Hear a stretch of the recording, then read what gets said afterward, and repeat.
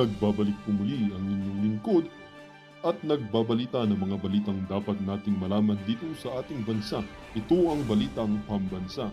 Ating ngang matutunghayan sa channel nito kung ano ang nangyayari sa loob ng ating gobyerno at syempre tumutulong na rin sa ating mga mamamayan na malaman ang katotohanan dahil mayroon tayong karapatan na malaman ang tunay na nangyayari sa ating bansa. Ngunit bago natin panoorin ang balita, huwag niyo pong kakalimutan na mag-subscribe sa ating channel at pindutin ang notification bell para lagi kang maging updated sa ating mga bagong videos na ina-upload araw-araw. At sa ating mga solid viewers naman dyan ay maraming salamat naman po sa walang sawang pagsuporta. At syempre, huwag din pong kakalimutan mag-iwan ng like at i-share ang ating mga videos. At kung mayroon ka naman pang opinion, ang ating comment section ay bukas para sa inyong mga hinaing. Ito na nga mga kaibigan, ating panoorin ang buong video. Salamat po muli and God bless!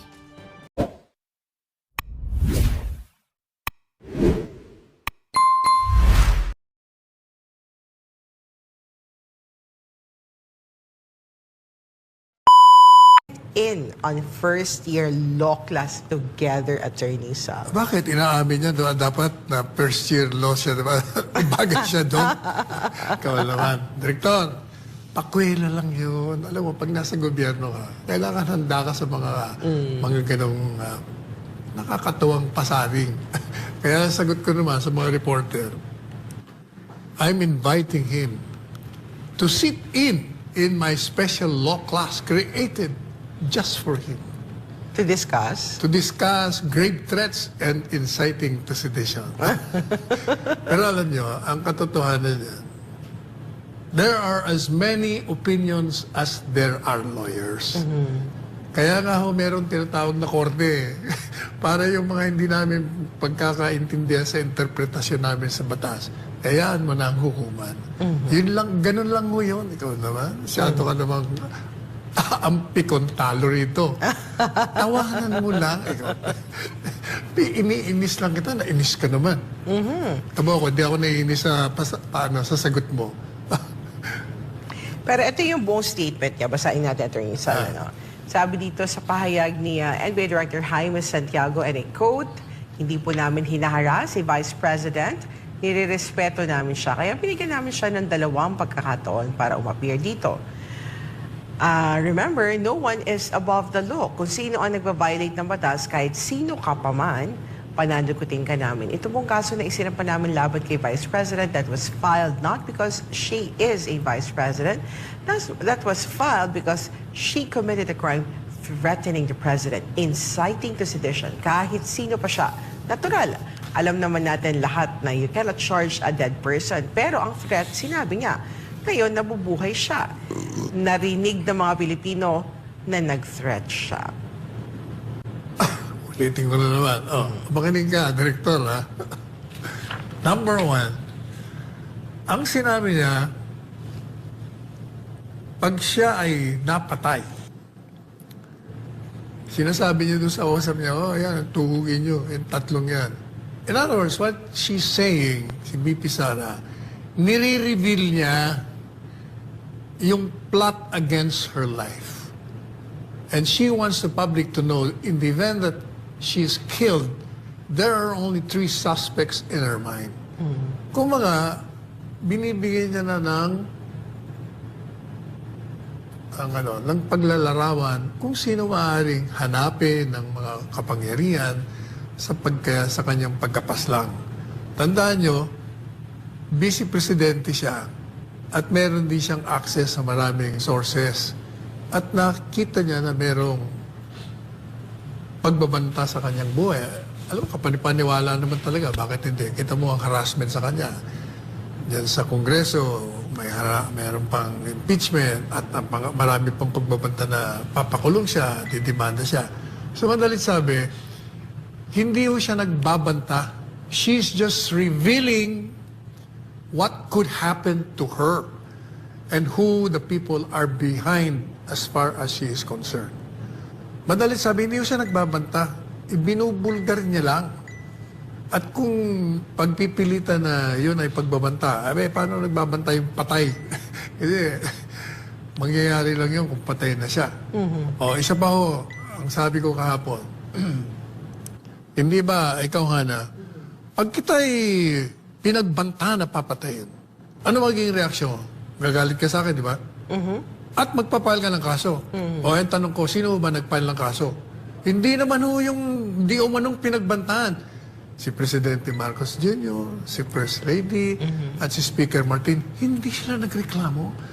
Ang tingin ko, baka they did not take offense. So baka, kalokohan lang yun. Ano lang yun, medyo nabuisit lang. Ikaw ang nag-file eh. Ikaw ang nag-recommenda. Bakit? You see? Pangatlo, sana mabasa ho natin yung, yung kay Johnny Ponce Enrile. Yeah. Sabi dito ni former Senator or Senate President Si birthday celebrator. Birthday celebrant, sabi dito ni quote. Sabi niya, he posted this on his social media account in a press conference on November 23, 2024. Sara Duterte said in Tagalog, and I quote, "Pag pinatay ako, patayin mo si BBM, si Lisa Araneta at si Martin Romualdez. No joke, no joke." End of quote. That statement has a serious underlying implications. It carries the key principal elements of criminal case, which says in Latin, actus non facit reum nisi means sit rea. In every crime, there must be a guilty act and a guilty mind.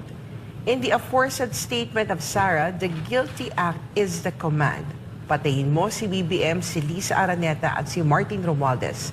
And the guilty mind is to avenge Sara's killing should it happen. If an attempt against Sara's life should happen but did not succeed, BBM, Lisa, and Martin would be the immediate and direct suspects, even though they are innocent, which would rather widen the political disruption between the two sides. On the other hand, evil and vicious third parties could merrily take advantage of the situation and weaken, if not destroy, the two sides of the political divide. Even some ambitious members of each political group could take advantage of it to strengthen and promote their personal interests, whatever that is. Although no criminal charge could be made at this time against Sara for her aforesaid statement, Oops! Ulitin mo yun.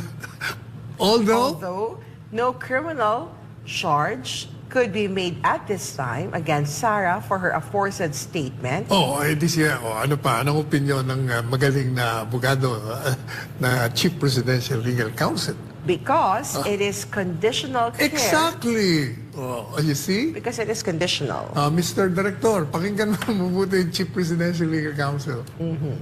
Because it is conditional, care must be taken by both sides to prevent evil third parties to take advantage of it for their personal benefits, whatever these are. This is a humble you see? suggestion by the Chief Presidential Legal Counsel of the Marcos administration. Yan ang posisyon ko. Is your Nagkakapare. former- We're traveling in the same channel. Kumaga, nag-sit-in kaming dalawa, nakikinig kami sa kanya ngayon. Yung sinasabi niya, ulitin mo, even though it doesn't make Although no criminal charge could be made. at criminal this time. charge can be made. In other words, hindi po pwede talaga demanda because it's conditional. Yung nga sinasabi na conditional, hindi nga mangyayari. Pinagpipilitan nyo. Kaya, hindi yung mawawala sa aking isipan at sa maraming tao na kaya mo ginagawa yan. Siguro, either nagsisip-sip ka or Mali ang interpretation tinutuloy sa batas. ninyo yung demolition job against BP Sara. Kasi mulat sa pool naman yan naman talaga ang intensyon. Akala ko naman mali ang kanyang interpretation sa batas. Hindi, tama yung interpretasyon niya sa sarili niya. It's over his own perception because as I said, there are as many opinions as there are lawyers. Kaya nga may hukuman tayo. Ang talagang layunin niyan, to take her out from presidential contest in 2028. Kasi That's the goal. kung talagang ang feeling ng tatlo, pinagbantaan sila, nag-file ka agad sila ng kaso. Hindi nga ako nag-file hindi nga pinansin Kayo pumapansin, kayo mga nandun sa mga baba. Hindi po ba? Sige nga. Well, Attorney Sal. Pero dahil ito po ay araw ng mga puso, pinapatawad ko na po kayo sa maling interpretasyon ninyo. Okay. At patawarin nyo na rin ako sa mga kalokohan kong pakwela. Papatawan lang kayo talaga. Sa bantala, formal lang ipinakilala ng PDP laban senatorial candidate itong Huwebes at sa naturang proclamation rally na ginanap sa San Juan City ay agad na sinagot ng mga ito sa naging pasaring ni Pangulong Bongbong Marcos. Na itong balita ni Troy Gomez.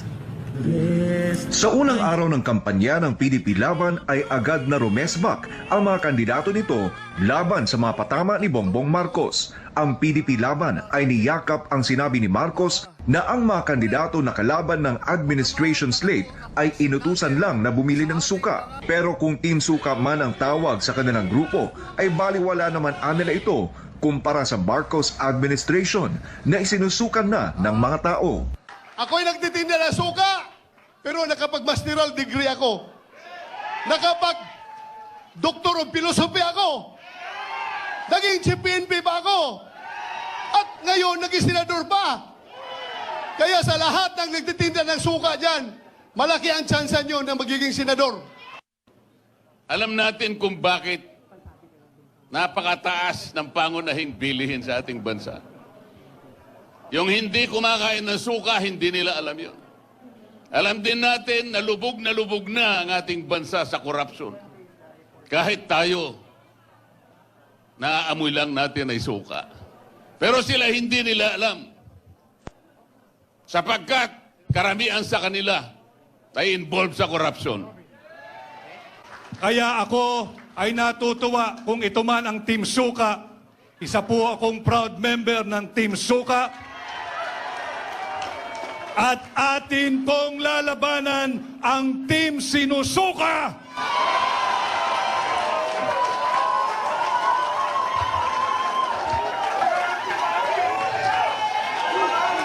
Labanan natin ang mga mambubudol! Totoo po, inutusan po akong bumili ng suka at bumili ako ng suka. Siniguro ko na talagang suka yung aking binili, hindi po droga yung aking binili. Ang proclamation rally ay personal rin na dinaluhan ni dating Pangulong Duterte, ang chairman ng nasabing partido. Sa kanyang mensahe, sinabi niyang hirap si Bongbong Marcos na solusyonan ang mga problema sa bansa. Pero kung sakaling mas magaling man si Marcos sa pamamahala kumpara sa kanya, ay hinikayat pa niya ang taong bayan na iboto ang senatoriables ng administration. Ngayon, kung yung presyo ng bigas, yung presyo ng pagkain para sa Pilipino mas bababa ngayon,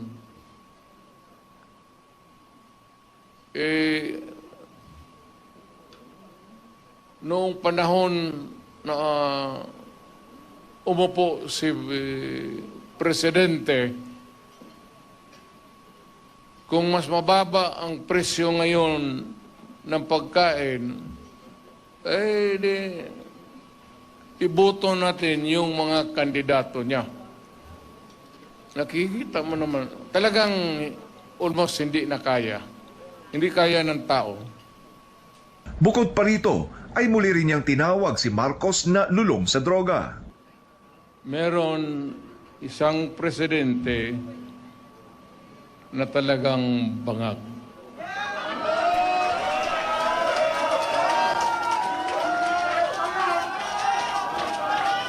Hindi naman buang, pero yung bisyo ng droga, long term yan. Maging ulol si Marcos,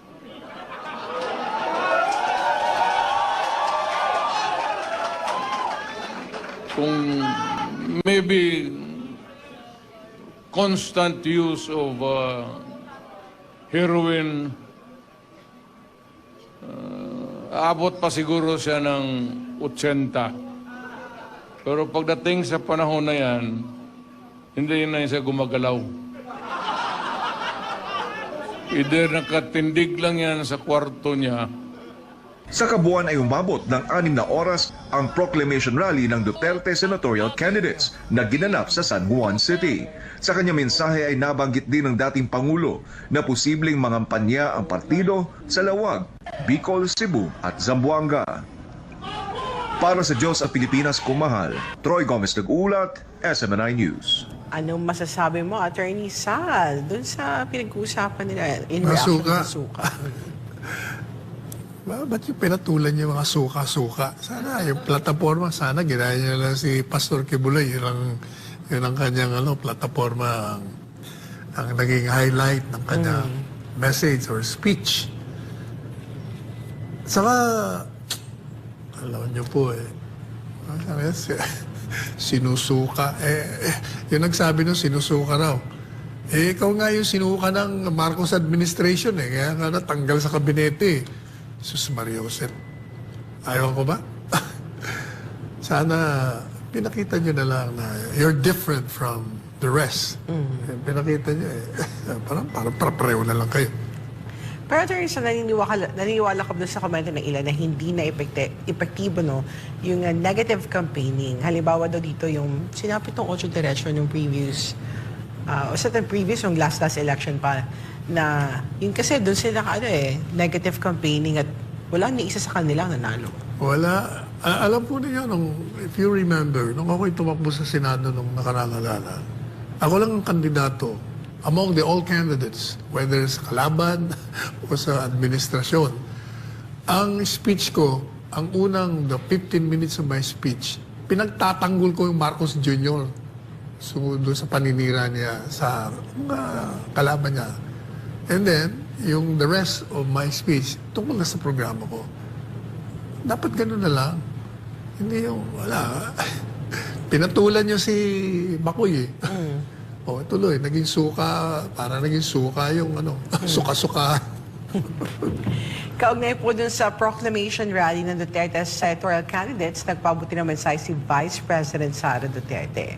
Pinapaabot nito ang kanyang pasasalamat sa pagpupuntiging pagbibigay daan ng isang tunay at makabuluhang pagbabago. Kasabay nito ang paghimok sa publiko na suportahan ng ilang mga kandidato sa ilalim ng PDP laban. Aniya na sa taong bayan ang kapangyarihan, pagguhi na kasalukuyang takbo ng ating bayan sa pamamagitan ng pagboto sa mga taong karapat-dapat. Attorney Sal, isang tunay at makabuluhang pagbabago ang panawagan ng Vice Presidente. Yan ang okay. Karoon tayo ng pagbabago. Yan ang magandang mga mensahe. Samantala, sa rally naman ng Alyansa para sa Bagong Pilipinas ng Administration Slate, wala nang sinabi ang Pangulo Marcos patungkol sa mga kandidato na inutusan lang na mag-deliver ng suka. Pero may patama pa rin ito na nagkakandara pa raw ang ibang partido na mabuo ang 12 kandidato. Kasi ito yung pinagmamalaki niya. Sila lang daw ang may kandidato mula sa may pinakamataas na posisyon hanggang sa pinakamababa. At bahagi din ng speech ni BBM sa naturang rally, sabi niya, and I quote, tinitingnan po natin ang ibang mga partido na nagkakandara pa po at sila tagahanap sila ng kandidatong hirap silang kumuha ng miyembro at hindi nila maunawaan kung bakit ang alyansa na kompleto po natin yung line-up. Madali lang po ang sagot dyan dahil ang alyansa lamang sa lahat ng mga grupong politiko na kasama. Sa halalan na ito, ang alyansa lamang ay may paninindigan. Hindi dito pagsasama para magtulungan lamang para tulungan na sila ay mahalal. Sila po ay may paninindigan na sila ay kapit-bisig na tutulong at gagawin ng lahat para pagandahin ang buhay ng bawat Pilipino at pagandahin ang minamahal nating Pilipinas. Kaya naman malakas ang loob ko na mangampanya po sa inyo dahil pagka naman ang kinumpirmahan o kinumpirma naman ninyo ito, ang ating mga kandidato, ikumpara naman nyo doon sa mga iba, ay wala tayong masasabi na hindi mo masasabi na kahit isa sa kandidato sa kanila ay mas magaling sa kahit sino sa kandidato natin para sa Senado. Pag kikilatisin ng isa't isa ang ating mga kandidato, napakatingkad po at napakaganda po at napakatibay ang kanilang kakayahan. Wala sa kanila may pahid na problema. Wala sa kanila, wala kayong maririnig na masamang balita tungkol dito sa ating mga kandidato. Ito ay hindi lamang sila ay magaling. Sila ay mabubuting tao, sila ay mabubuting nagseserbisyo sa publiko. Wala sa kanila ang may bahid na dugo dahil sa tokhang. Wala sa kanilang kasabwat sa pag-aabuso na binusa ang sako-sakong pera. Pinagsamantalahan ng pandemya, binayaan ang magkasakit at mamatay ang ating mga kababayan noong panahon ng COVID. Wala sa kanila ang nagsip-sip po sa China. Kaya po, makikita po natin sa malinis po ang record nila. Ano ang masasabi mo sa pahayag na yan ng Pangulong Bongbong Marcos? Masasabi niya, nagkakandara pa. Nagkakandara pa daw para mabuo yung 12. Mabuo yung complete slate daw. Dapat tinignan niya yung pagkakandara pa ng mga slate ng kanyang administrasyon. Pag isusuriin mo yung mga kandidato dyan, puro mga anti-Marcos dati yan eh. Biglang nagkandara pa kasi in power siya. O, di ba, merong isa dyan, nagkakandara pa, na umalis, kuno, sa administrasyon. Ang kapatid niya, wala nang ginawa, kundi banata ng administrasyon. At nilalarawan niya na siya'y alay ng mga Duterte, kay Inday. Kung ano mga sinasabi niya. Pero nagkakandara pa siya nung magkaroon ng proclamation stage. Oh, taas din ng kamay. Merong isa dyan. Sinasabi niya, malinis, so forth and so on. Pero yung isang kandidatong senador dyan, siya ho ang nagsulong ng magkano? Nag-umpisa sa ilang bilyon, 24 billion na building ng senador, mga senador, 24 senador. Nagsulong ho siya ng panukalang batas at nag-budget hanggang lumobo na, naging 32 billion pesos ng isang building ng Senado para lang doon sila mag-opisina. Anong klase? Paano niyo sasabihin? Marami pa. May isa nga dyan, di ba? Minumura ng gusto si Marcos. Pero yun, kasama niya. Ay, marami tayong masasabi dyan. Kumbaga, huwag ka magbato ng putik kung ikaw ay nasa putikan. Okay, kasi, grabe no, parang boomerang eh. Isang ganun niya, mas malakas yung balik sa kanya. Pero alam mo, Attorney Sal, hindi ko kasi masyadong mag-gets bakit sinabi niya wala kahit anong bahid yung mga kandidato niya. Kasi lahat sa kanila may mga issues na kinakaharap din. At saka yung iba din sa kanila, yung mga, alam mo kasi, huwag ka kasi magsabi sa social media, sa harap ng media, na kahit anong negative sa isang tao, na in the future magiging bahagi ka ng slate niya. Backlash ka nila. Like si former Senator Pacquiao. May mga interviews kasi siya when he ran for the presidential election against. Sinusuka niya si McCoy diba? Jr. And then, suddenly, nung Pinupuri niya ngayon. Pinupuri niya ngayon. Marami dyan. Yung isa dyan, yung tatay niya. Di ba? Kontrang-kontra yun. Anti-Marcos na anti-Marcos yun. Tsaka, Attorney Sal, like si Abalos, baka bad shot siya ng mga tao sa especially sa Davao City after and sa KOJC at sa lahat ng Pilipino na naka-witness dun sa KOJC siege. Siya yung mastermind dun, Attorney Sal. For us, siya ang mastermind dun sa nangyaring KOJC siege. Kahit sabihin nilang hindi, pero nung lumantad na si Pastor, kung ang dami niya na sinabi at ganoon din si BBM, tapos sabi nila wala daw silang kasi sinusunod lang daw nila yung batas na hulihin si Pastor. Pero in a brutal way na ginawa nila, Attorney Sal. Kaya nga gusto ko na abolish ang Congress eh. Dahil, alam mo maganda yung column ni Tony Lopez. Ito daw mga kandidato ngayon, kung sino man ang lalabas sa kanila, on both sides it doesn't look like that the Senate will be better or the Senate will be far worse. Biro mo yun, it will not be better and it will not be far worse. That's an indictment of the kind of candidates that we have ngayon. Ayan, sinasabi ni Tony Lopez. Well, Attorney Sal, yun ang masasabi ko ngayon, Kaya niya na lang si Pastor. Ito, palagi siyang programa. Ganun na lang. Si Bongo, kumusta nga pala si Bongo?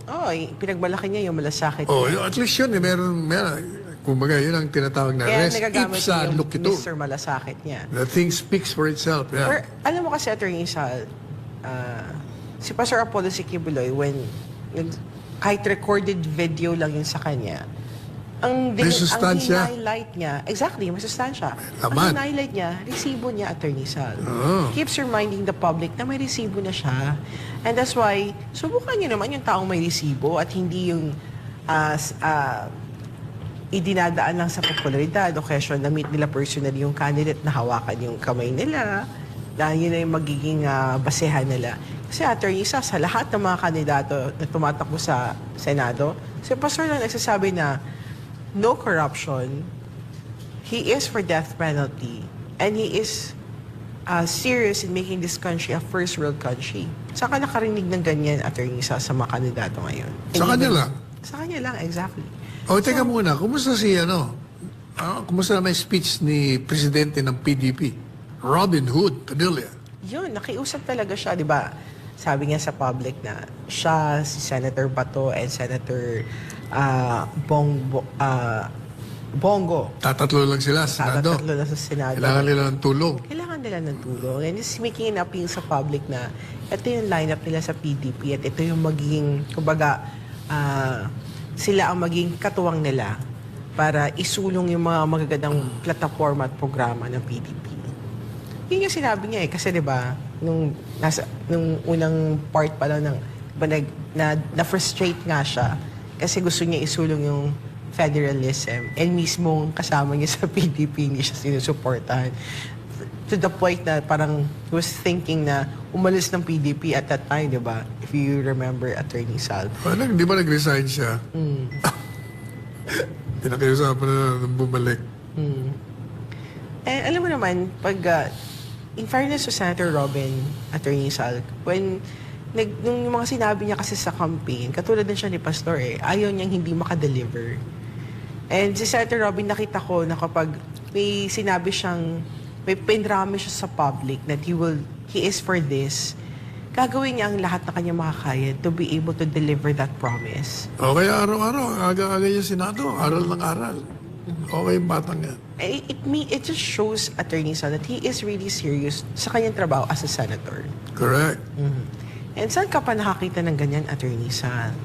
That they are really serious to deliver their job as a public servant. Hindi yun naging tumakbo ka bilang senador o congressman because you're aiming for that position because of wealth, fame, power. Sana hindi ganun, Attorney Sal. And sana hindi ganun consideration ng mga tumatakbo. Kaya nyo na lang, si Pastor Kibuloy at si Bongo, yan ang mga walking testaments of public service, even Na may if not in resibo. power.